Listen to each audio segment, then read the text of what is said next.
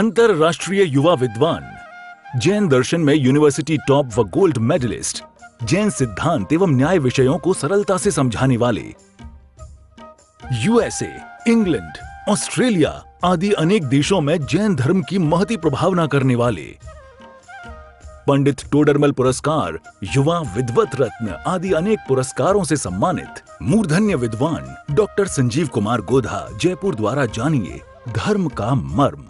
इस कार्यक्रम के प्रायोजक हैं श्रीमान अश्वनी जैन, श्रीमती श्री जैन, कुमारी अनिका जैन, दिल्ली निवासी, जयपुर प्रवासी। हर हंत सिद्ध सूर्य उपाध्याय साधु सर्व अर्थ के प्रकाशी मांगलिक उपकारी है। तिनको स्वरूप जाने रागते भरी जो भक्ति, काय को नवाए स्तुति को उचारी है। धन्य धन्य तीन ही ते काजे सब आज भय, कर जोड़े बारे बारे वंदना हमारी है। मंगल कल्याण सुख ऐसो हम चाहते हैं, ओ मेरी ऐसी दशा जैसी तुम धारी है। ओ मेरी ऐसी दशा जैसी तुम धारी है। ओ मेरी ऐसी दशा जैसी तुम धारी है।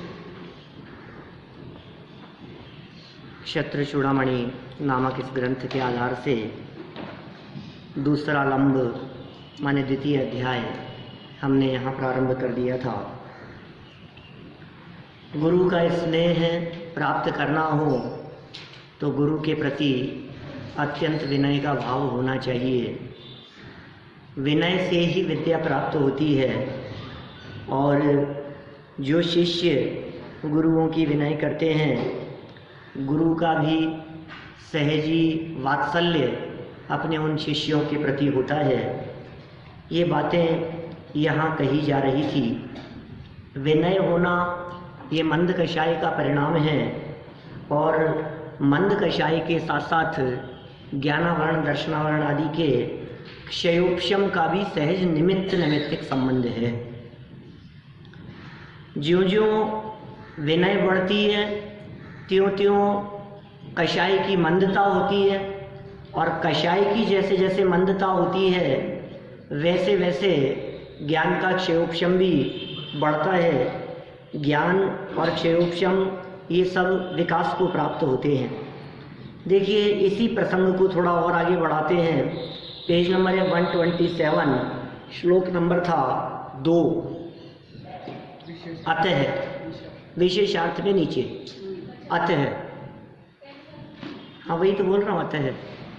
अतः हम सबको भी धर्म क्षेत्र में जो अपने से बड़े हैं, देखो अब इन्होंने यहाँ व्याख्या करते हुए अपने से बड़े की बात नहीं कही। धर्म क्षेत्र में जो अपने से बड़े हैं उनकी सेवा और विनय करना ही चाहिए। अब धर्म क्षेत्र में कौन बड़े हैं? धर्म क्षेत्र में बड़ेपन को कई रूपों में देखा जा सकता है। एक तो धर्म क्षेत्र में जो हमसे ज्ञान में बड़े हैं, जिनकी योग्यता विशेष है, जिनका क्षयोपशम ज़्यादा है, जिनकी नॉलेज ज़्यादा है, उनके प्रति विनय। दूसरा धर्म क्षेत्र का अर्थ किया जा सकता है जो हमारे लेवल से अधिक लेवल वाले हैं, माने त्यागी हैं, संयमी हैं, व्रती हैं, प्रतिमाधारी हैं, महाव्रती हैं। उन सब का लेवल धर्म क्षेत्र में हमसे बहुत आगे है। तो जिनका लेवल धर्म क्षेत्र में हमसे अधिक हो उनकी भी बहुत सेवा और विनय करना चाहिए। करना ही चाहिए, करना चाहिए नहीं, करना चाहिए में वो बात नहीं है जो ही लगा करके कही गई है। करना ही चाहिए। आपके हृदय में उनके प्रति बहुमान का भाव आना ही चाहिए तथा साधर्मियों के प्रति भी। अब देखो धर्म क्षेत्र में जो आगे हैं वो आगे वालों की बात तो सेवा और विनय संबंधी कह दी, लेकिन अब आपके लेवल के बराबर भी तो होंगे साधर्मी, जो आपके समान ही अभ्यास करते हैं, जो आपके समान ही पढ़ते हैं, सुनते हैं, सुनाते हैं, प्रवचन सुनते हैं, स्वाध्याय करते हैं, तत्व ज्ञान के अभ्यास में लगे रहते हैं। ये कह रहे हैं ऐसे साधर्मियों के प्रति भी वात्सल्य भाव रखकर उनके प्रति यथा योग्य सेवा और विनय का भाव रखना चाहिए। यथा योग्य सेवा भी हो और विनय का भाव भी हो। यथा योग्य जितना संभव है उतनी बात करें। जिस जीव का ज्ञान वर्तमान में विकसित हुआ है उसका निमित्त कारण उसके पूर्व जन्म के मंद कषाय रूप भाव को ही समझना चाहिए। तो माने आपका वर्तमान क्षयोपशम भी ज्ञानावरणी कर्म के उदय पर निर्भर करता है ना। कितनी बात समझ में आएगी? देखो, समझने का वर्तमान पुरुषार्थ ये तो वर्तमान का काम है। हमने समझने की चेष्टा की, किसी बात को समझने में दिमाग लगाया, उपयोग लगाया, ये तो है वर्तमान का। लेकिन कितना समझ में आ पाएगा, कितना समझने की योग्यता है, ये है ज्ञानावरणी कर्म के उदय का काम। 8 कर्म है ना, 8 में से पहले नंबर का ही ज्ञानावरणी नाम का कर्म है। आखिर वो ज्ञानावरणी कर्म क्या काम करता है? ज्ञान पर आवरण डालने का काम। वर्तमान में ज्ञान का जितना उगाड़ है, वर्तमान में ज्ञान की जितनी प्रकटता है, उसमें ज्ञानावरणी कर्म का उदय निमित्त है। बार बार याद करने पर भी याद क्यों नहीं होता? याद की हुई चीज दिमाग से क्यों निकल जाती है? ऐसा क्या है चक्कर? ऐसा क्या हुआ कि जो चीज हमने याद की और याद करके गए और जब माइक हाथ में आया तो हम भूल गए क्या बोलना था। मैंने कभी कभी हमारे विद्यार्थी हैं जो अभी नए नए सीखते हैं, समझ लो, उनको प्रवचन करने के लिए बैठना है, पहली बार प्रवचन करना है, आपको दे दिया जाए पहली बार प्रवचन करने के लिए, आप प्रवचन करो। अब पहले तो घबराहट होती, क्या बोलूँगा, क्या करूँगा। उनको सारे नोट्स बना करके दे दिए, पॉइंट बना करके दे दिए, आपको स्टेप बाय स्टेप ये पॉइंट्स बोलने हैं, लिख करके दे दिए, इनको रट लो, ये 10 पॉइंट है, एक एक पॉइंट के ऊपर 2-2, 4-4 मिनट बोलना है आपको, तो आराम से 10 पॉइंट के ऊपर पौन घंटा बोल लोगे। ठीक है, अब वो पॉइंट दे दिए उनको। अब शुरू से किया और बढ़ते बढ़ते बढ़ते लास्ट तक बतलाया। जब प्रवचन करना शुरू करते हैं तो आखिरी पॉइंट पहले आ गया, अब क्या करें? अब वो सब गड़बड़ हो गई। ये क्या हुआ?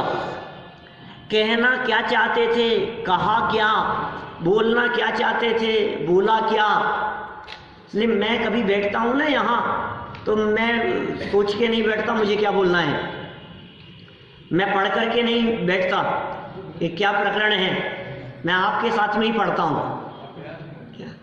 क्योंकि यहाँ बैठकर इस जगह पर जो सहज में जो बात निकलेगी सो निकलेगी।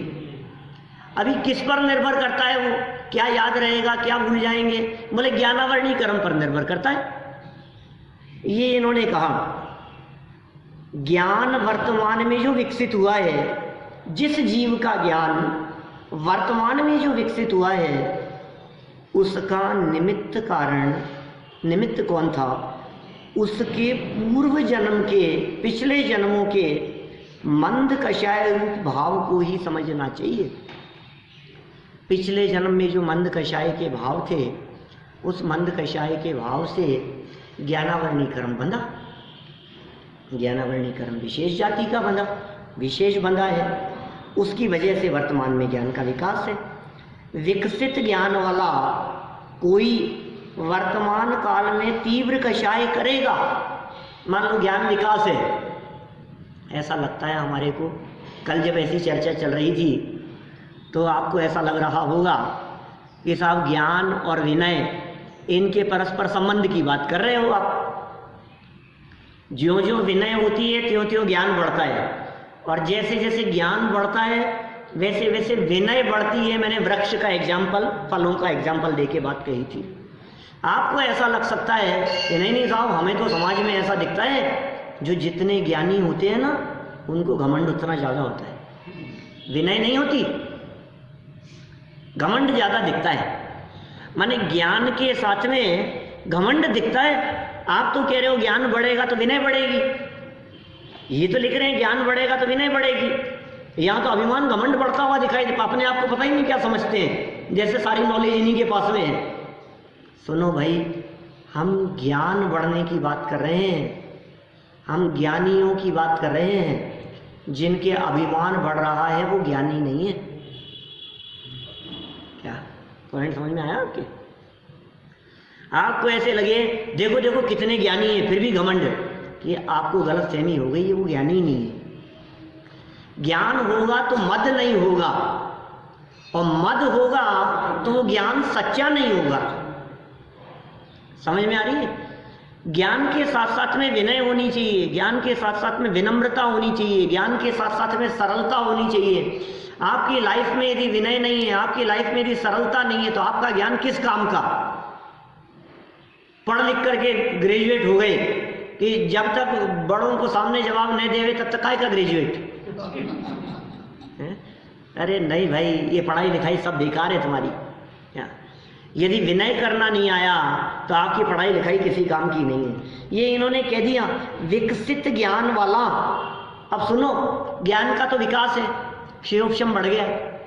यदि वो वर्तमान काल में तीव्र कषाय करेगा, बढ़ गया ना ज्ञान पूर्व के क्षयोपशम से, अब की उसने तीव्र कषाय। तुम समझते क्या हो? 4 दिन हुए नहीं तुम्हारे को पढ़ते हुए और तुम मुझे समझा रहे हो। तुम्हें पता है पूरी जिंदगी निकल गई मेरे को पढ़ते पढ़ाते हुए, सैकड़ों ग्रंथ दिमाग में सहित है, पेज नंबर सहित। तुम मुझे समझाओगे कि हमें सब समझ में आ रहा है तुमने कितना पढ़ा है? क्या तुमने कितना पढ़ा है, तुमने कितना समझा है, ये बात हमारे को सब समझ में आ रही है। क्या? क्योंकि आपकी कषायें, आपका तीव्र कषाय अगर वर्तमान काल में ज्ञान को लेकर तीव्र कषाय करेगा तो उसे इस समय ज्ञानावरणादि कर्मों का आश्रम बंद होगा और उसका फल उसे भविष्य में हीन ज्ञान में मिलेगा, हीन ज्ञान रूप मिलेगा। बोलो, आप जिस ज्ञान को प्राप्त करके गर्व और घमंड कर रहे हो, सुनो, ये क्षयोपशम ज्ञान है, एक क्षयोपशम ज्ञान है भाई साहब। ये लंबे समय तक टिकता नहीं है, ये ज़्यादा लंबे समय तक रहता नहीं है। इस क्षयोपशम की स्थिति ऐसी ही होती है।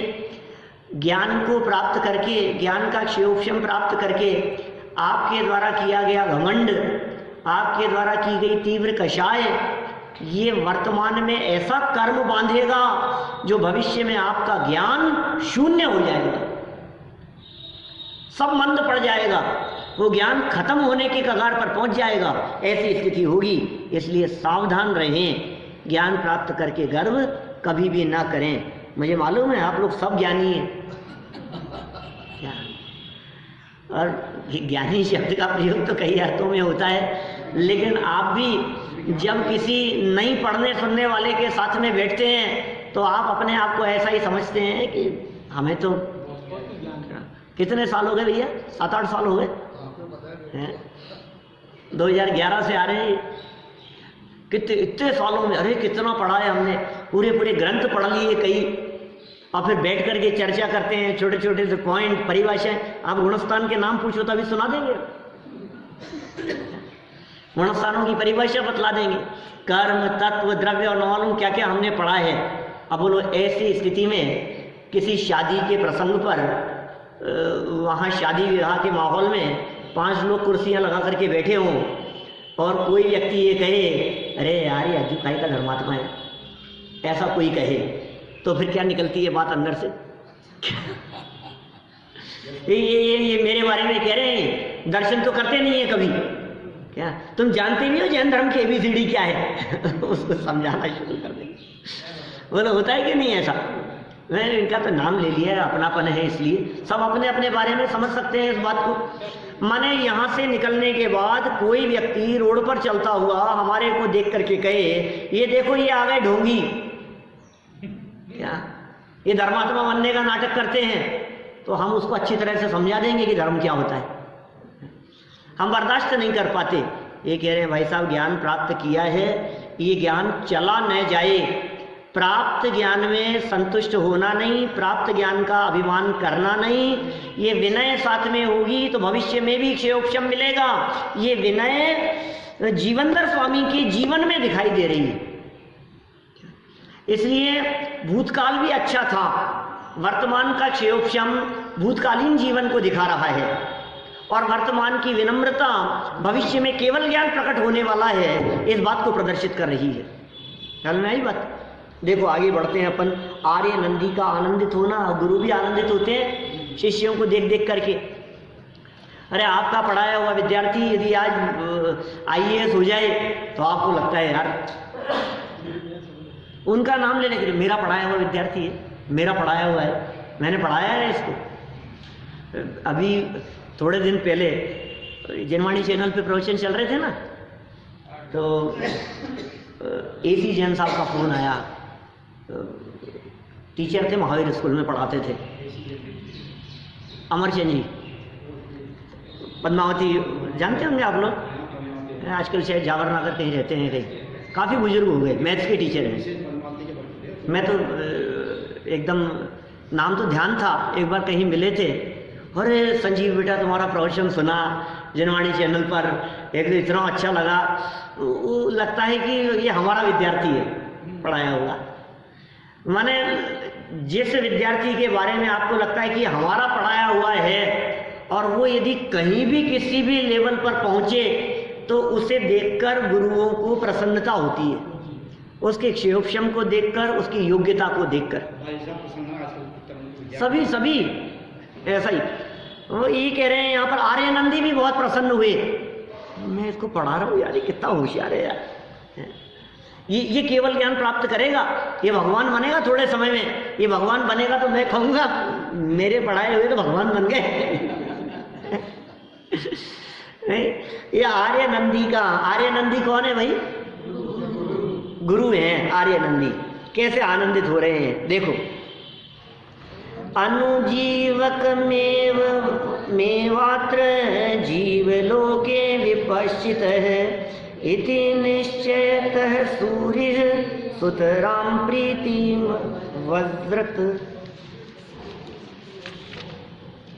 इस जगत में जितने विद्वान हैं, जगत में जितने भी विद्वान हैं, वे सब जीवंदर कुमार से कम योग्यता के ही हैं। लो जितने विद्वान, मैंने आज तक ऐसा प्रतिभाशाली विद्यार्थी नहीं देखा कोई। कभी कभी किसी विद्यार्थी को देखकर हमें ऐसा लगता है यार इतने सालों से पढ़ा रहे हैं, पिछले 22-25 साल हुए पढ़ाते पढ़ाते, और पढ़ाते हुए आज तक कभी इतना प्रतिभाशाली विद्यार्थी हमने कोई नहीं देखा। कितने विद्यार्थी पढ़ करके विद्वान बन करके निकल गए, लेकिन ऐसी योग्यता वाला हमने कोई दूसरा नहीं देखा आज तक। ऐसे आर्यनंदी विचार कर रहे हैं जीवंदर स्वामी के बारे में। जीवंदर स्वामी नहीं, अभी तो कुमार चल रहे हैं, स्वामी तो बाद में बनेंगे, अभी तो बालक है ना, छोटा सा बालक, अभी तो ये कुमार है। जीवंदर कुमार से कम योग्यता के ही हैं जितने भी हैं। ऐसा निश्चय होने से पढ़ाने वाले आचार्य को सहजी जीवंदर कुमार से विशेष प्रेम हो गया आर्यनंदी को। देखिए इस संसार में सब विद्वान जीवंदर कुमार से पीछे हैं, सारे के सारे विद्वान, अर्थात उनकी बराबरी करने वाला कोई विद्वान नहीं है। ऐसा निश्चित हो जाने पर शिक्षा गुरु आचार्य आर्यनंदी को अतिशय आनंद की प्राप्ति हुई। शिक्षा गुरु थे, गुरु कोई वितरागी गुरु की बात नहीं है, दिगंबर गुरु की बात नहीं है।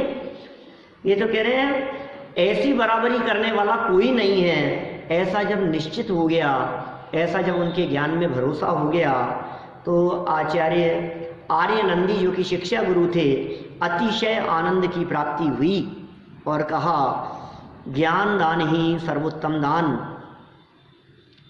ज्ञान दान के सर्वोत्तमपन की चर्चा हम पहले भी आपसे कई बार कर चुके हैं, कुछ याद है क्या आपको? ज्ञान दान सर्वोत्कृष्ट दान क्यों है? एक व्यक्ति ने 5 लाख दान दिए और एक व्यक्ति ने एक प्रवचन करके दूसरों को ज्ञान दान दिया। बोलो किसका दान ज्यादा बड़ा है? क्या बात कर रहे हो आप?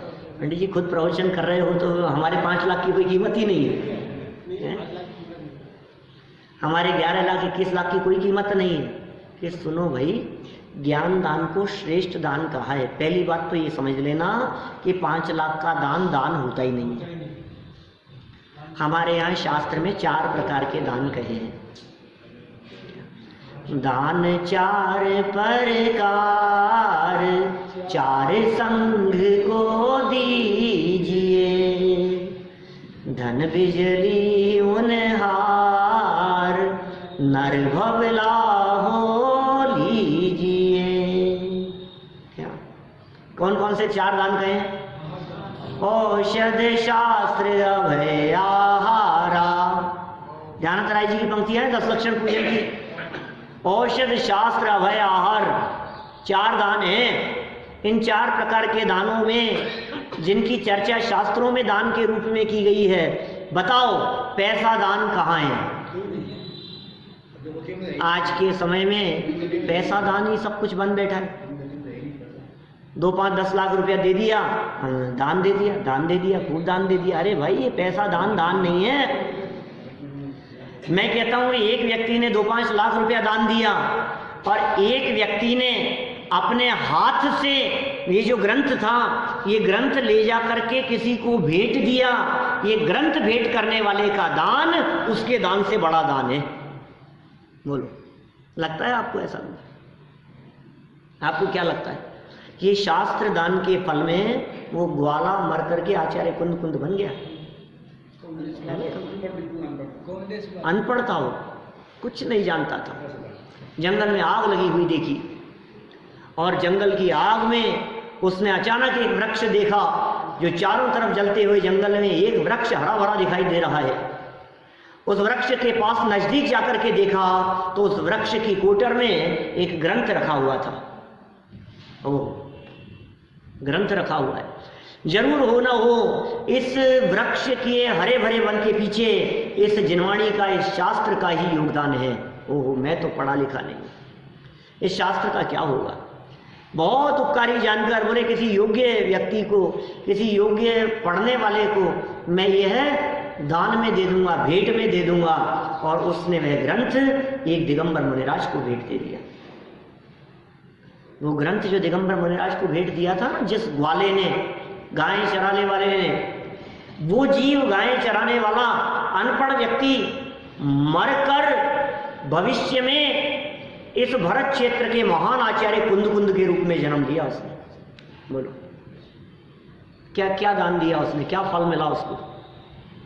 ऐसे ग्रंथों की रचना की, ऐसे साहित्य की रचना की, ऐसा ज्ञान और ऐसा क्षयोक्षम कि 2000 सालों में प्रत्येक व्यक्ति, दिगंबर मुनिराज भी, जितने हजारों लाखों मुनिराज हो गए आज तक, वे हर मुनि अपने आप को आचार्य कुंद कुंद स्वामी की परंपरा का मुनि होने में गौरव का अनुभव करते हैं। बोलो आप, ये क्या काम हो गया? ये ज्ञान दान का फल है? हमें लगता नहीं है, लेकिन ये ज्ञान दान बहुत बड़ा दान है। ये ज्ञान दान साधारण नहीं है। क्या क्या हो सकती है ज्ञान दान में बातें? आप पढ़ाइए, आप समझाइए, आप सिखाइए, आप सीखने और पढ़ने के लिए प्रेरित कीजिए। आप अपने साथ में 2 लोगों को बाइक पर बिठा करके लेकर के आइए। क्या आप पढ़ने के लिए ग्रंथ भेंट दीजिए, पुस्तकें भेंट दीजिए, पढ़ने वाले की अनुमोदना कीजिए, पढ़ने और सुनने वाले की प्रशंसा कीजिए। ये सब ज्ञान दान के अंतर्गत आती है बातें। सुनो, हमारे वीतरागी संतों ने एक ग्रंथ भी यदि कोई व्यक्ति किसी दूसरे व्यक्ति तक पहुंचा देता है तो उसके उस कार्य को गणधरों के समान कार्य कहा है। तीर्थंकरों जैसी उपमा देने में भी नहीं चुके। तीर्थंकरों जैसा काम किया है उन्होंने। गणधरों ने जो काम किया तीर्थंकरों की वाणी को सुनकर के आगे पहुंचाने का, उसमें आपका बहुत बड़ा योगदान है। साहब, हम तो पढ़े लिखे नहीं हैं, हम तो कुछ नहीं कर सकते हैं। बच्चों को तो पढ़ने के लिए भेज सकते हैं, बच्चों को तो पढ़ने के लिए ला सकते हैं, उन्हें प्रेरित तो कर सकते हैं। अरे पढ़ते हुए को देख करके चेहरा तो खिल सकता है। वाह यार, बहुत अच्छा काम हो रहा है, इतनी पाठशालाएं चल रही है, बहुत अच्छा काम हो रहा है, बच्चे पढ़ रहे हैं, बहुत अच्छा काम हो रहा है, जन जन में तत्व ज्ञान का प्रचार प्रसार हो रहा है, बहुत बढ़िया काम। ये ज्ञान है, ये ज्ञान के विकास में आपका योगदान है, ये ज्ञान दान है। ज्ञान दान की अनुमोदना से भी ज्ञान दान का फल मिलता है, पता है आपको? ये यहाँ ज्ञान दान की महिमा बतला रही। अभी सर्वोत्तमपन की चर्चा नहीं की मैंने, पहले पढ़ूंगा यहाँ से ये जीवनधर स्वामी के बारे में क्या कहना चाह रहे हैं आचार्य। कौन? आर्यनंदी नहीं, वादीप सिंह सूरी। ये ग्रंथ किसका लिखा है? ये वादीप सिंह सूरी क्या कह रहे हैं? ये कह रहे हैं ज्ञान दान ही सर्वोत्तम दान है। पहले इनकी बातें पढ़ें, फिर अपन चर्चा करेंगे ज्ञान दान आखिर सर्वोत्तम दान क्यों है, उसके पीछे क्या कारण है। देखो श्लोक नंबर 4 द्वितीय अध्याय का। आत्मकृत्यम अकृत्यम च सफलम प्रीतये नृणाम किम पुनः श्लाघ्य भूतम तत् किम विद्या स्थापनात् परम। मनुष्यों को अपना किया हुआ बुरा कार्य भी सफल होने पर प्रीतिकर होता है। ओह, क्या ये जगत का स्वरूप है भाई, जगत के जीवों का ऐसा ही स्वरूप है। आपने कोई खोटा काम किया और खोटा काम करने पर सफल हो गए, प्रशंसा होने लगी, तो आपको ऐसा लगता है यार अच्छा ही किया मैंने, तो मेरे द्वारा ये किया गया काम अच्छा ही हो गया। तो फिर अच्छा काम सफल होने पर क्यों अच्छा नहीं लगेगा? बुरा काम भी यदि सफल हो जाए तो बहुत अच्छा लगता है, और अच्छा ही काम हो और सफल हो जाए तो अच्छा क्यों नहीं लगेगा? देखो मैं जैसे कहूँ आपसे, आपने किसी व्यक्ति की सिफारिश करके कोई काम करवाया, मैं नहीं कह रहा हूँ कि रिश्वत दे करके करवाया, उसकी अनुमोदना तो हम कैसे कर सकते हैं, लेकिन किसी से आपने किसी काम को करने के लिए सिफारिश की, अच्छी बात तो नहीं है? काम जैसा होना था हो जाना चाहिए था, तुमने काहे को की, तुमने क्यों कहा? लेकिन कह करके ये कहना अच्छा काम नहीं था, लेकिन काम हो गया उससे बहुत बड़ा, तो आप अपने उस खोटे कार्य के प्रति भी प्रीति कर, यार अच्छा ही हुआ मैंने कह दिया था, नहीं कहता तो जाने क्या होता, देखो काम हो ही गया ना, क्या कह देना अच्छा ही रहा।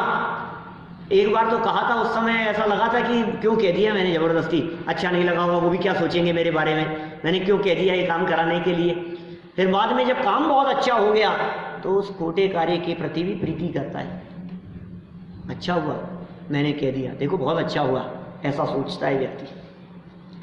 और कोई काम ही अच्छा हो, हमने अच्छा काम किया और उसका अच्छा फल मिले, तब तो अच्छा लगेगा ही, क्यों नहीं लगेगा? उसमें भी विद्या दान से बढ़कर और दूसरा कौन सा काम अच्छा है? दुनिया में ऐसा कौन सा काम है जो विद्या दान से बढ़कर के होगा? इससे बढ़कर जगत में कोई काम नहीं हो सकता, इससे श्रेष्ठ कोई काम नहीं है।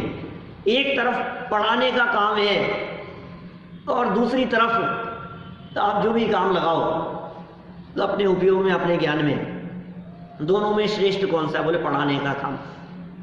देखिए सिखाने से, पढ़ाने से एक लाभ सबसे बड़ा ये मिलता है कि ये जीव स्वयं सीखता है।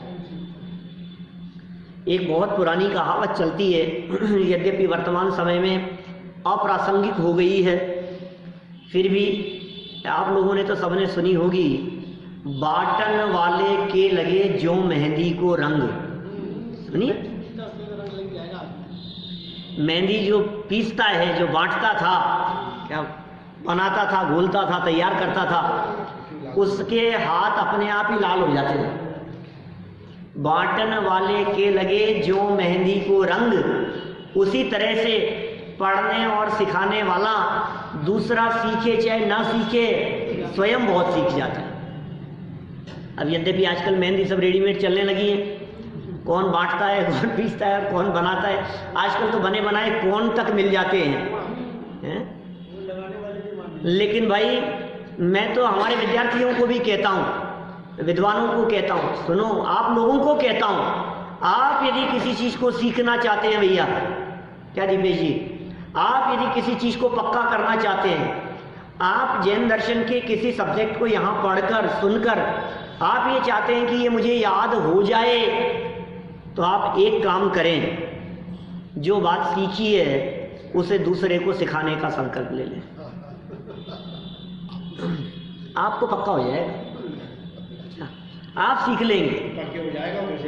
आप दुकान पर आए हुए व्यक्ति को आज सुनी हुई बात को कुछ भी सुना दो कि तुम जानते हो, एक गजब की बात बतलाता हूँ, क्या कह करके अपने जो अंदर था उसको निकालने का प्रयास। जब आप घर में बैठकर बच्चों को साथ में लेकर, तुम जानते हो जैन दर्शन क्या है, बात शुरू करो 6 द्रव्यों की। आप जानते हो ये दुनिया क्या है, ये दुनिया कैसे चल रही है, ये दुनिया किसका नाम है? सुनो, इस दुनिया में 6 जाति के द्रव्य हैं। बात शुरू कर दी। 6 के अलावा 7वां कोई पदार्थ नहीं होता है। एक है जीव, एक है पुद्गल, धर्म, अधर्म, आकाश और काल। ये 6, ये सारा जो कुछ दिख रहा है ना, ये सब पुद्गल है भैया, पुद्गल। लो, आपका पक्का हो गया कि पुद्गल क्या होता है। सिखाने से सीखता है।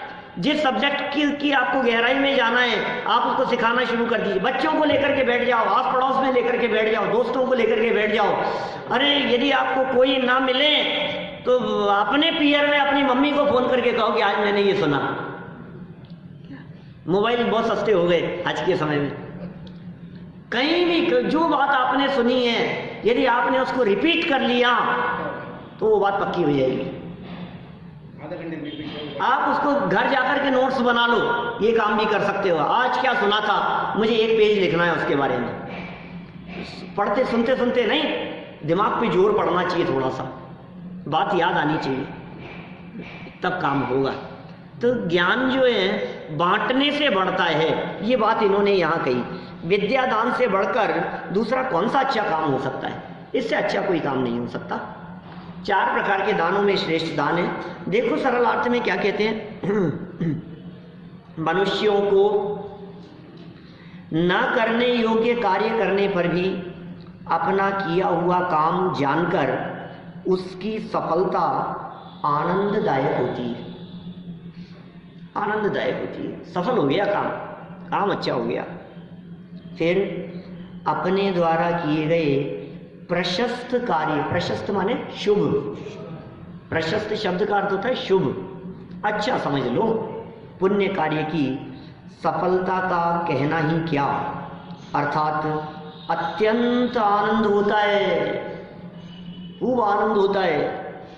संसार में विद्यादान माने ज्ञान दान से प्रशस्त कार्य और कौन सा है? अर्थात ज्ञान दान ही सर्वोत्तम दान है। आपने 5 लाख दान दिया, आपकी जितनी पूंजी थी उसमें से 5 लाख कम हुए कि नहीं हुए? 5 लाख दान दूंगे तो 5 कम हो गए, और 25 लाख दूंगे तो आपके 25 लाख कम हो जाएंगे। 2 नंबर का दिया है तो कह नहीं सकता, लेकिन 1 नंबर का दोगे तो आपकी बैलेंस शीट में आपकी कैपिटल कम होगी, कम हो जाएगी ना उतनी देने से। अच्छा, अब दीपेश जी आपको किसी सब्जेक्ट की नॉलेज है और मुझे किसी सब्जेक्ट की नॉलेज है। आपका अपना फील्ड है, हमारा अपना फील्ड है।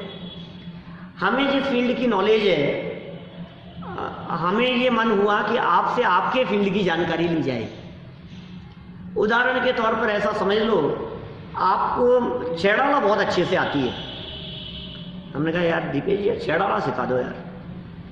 आप मुझे छेड़ाला सिखाओ, मैं आपको शत्रु चूड़ामणि सिखाता हूँ, मैं आपको समय सार सिखाता हूँ। ऐसा हो सकता है ना? तो आपसे मैंने क्या सीखा, आपसे क्या लिया? छेड़ाला का ज्ञान। और आपको क्या दिया? समय सार का ज्ञान। ठीक है, अब आपके पास तो समय सार का ज्ञान हो गया और मेरे पास छेड़ाला का ज्ञान हो गया। मेरा तो समय सार आपके पास चला गया और आपका छेड़ाला का ज्ञान मेरे पास आ गया। क्या हुआ होगा? नहीं? अच्छा, ऐसा करो, एक काम करो, आपका ये ब्रेसलेट बहुत अच्छा लग रहा है। क्या? और आपने कहा आपकी घड़ी बहुत अच्छी लग रही है, तो मैंने कहा यार घड़ी आप लो, ब्रेसलेट मेरे को दो। क्या? तो क्या होगा? एक्सचेंज हो गया ना। लेकिन आपके पास अकेली घड़ी रहेगी ना, और मेरे पास अकेला ब्रेसलेट ही रहेगा ना। इतना ही तो होगा। अब हमने ये कह रहे हैं, जब आपने घड़ी और ब्रेसलेट एक्सचेंज किया तो दोनों के पास में एक एक चीज ही रही। लेकिन जब हमने छेड़ाला और समय सार का ज्ञान एक्सचेंज किया तो आपके पास भी दोनों हो गए और मेरे पास भी दोनों हो गए। क्या पॉइंट समझ में आ रहा है मैं क्या कह रहा हूं? मैं ये कह रहा हूं, जब आप ज्ञान एक्सचेंज करते हैं, जब ज्ञान का आदान प्रदान किया जाता है, तो ज्ञान का आदान प्रदान आपके ज्ञान को कम नहीं करता, वो आपके ज्ञान को बढ़ाता है। क्या? इससे ज्ञान का विकास होता है। सर्वोत्तम दान है ये काम करने से घटेगा नहीं, जो खर्चेंगे तो बढ़ेगा। क्यों बढ़ेगा बोलो? व्यये कृते वर्धते एव नित्यम, नीतिकारों ने लिखा है ऐसा। व्यये कृते, खर्च करने से, वर्धते एव नित्यम, खर्च करते करते बढ़ता है। इसलिए ज्ञान धन, विद्या धन, सर्वधन प्रधानम, सर्वधनों में प्रधान धन है। कौन सा धन? विद्या धन, ज्ञान धन। भाषा वर्गना पुद्गल है ना? भाषा वर्गना बिल्कुल पुद्गल है। पुद्गल वापस से लौट के आता है। अरे पुद्गल लौट करके आने की बात नहीं है, यहाँ तो ज्ञान की चर्चा चल रही है। ये समझाने का काम भाषा वर्गना का है, लेकिन समझाने का विकल्प वो जीव का है। इस कार्यक्रम के प्रायोजक हैं श्रीमान अश्वनी जैन, श्रीमती श्री जैन, कुमारी अनिका जैन, दिल्ली निवासी, जयपुर प्रवासी।